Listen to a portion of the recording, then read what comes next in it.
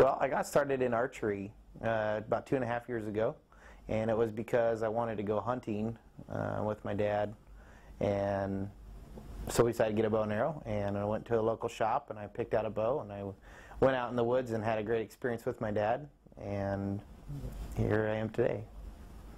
One of the ways I figured out how to shoot a bow accurately using just my feet was I would YouTube videos of people who have their arms, or their what we call able-bodied shooters, and I would watch the best in the world, and when I would watch them I would say, okay, now he has his hand holding the bow this way, so in my head now I need to take my foot and I need to hold that bow just like that gentleman did with his hands, but use my feet instead.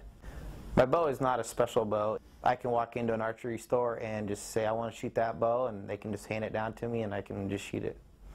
I think there is a huge advantage for me shooting with my legs, and that is because, for one, I use my leg, and my leg is generally stronger than most people's hands, so I don't get tired as fast. I can hold the bow steady for longer periods of time.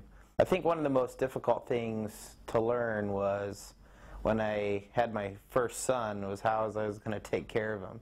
You know, how was I going to change his diaper, how was I going to feed him, you know, that kind of stuff. There's a lot of people who inspire me. I think that my biggest, the people who inspire me the most are my family.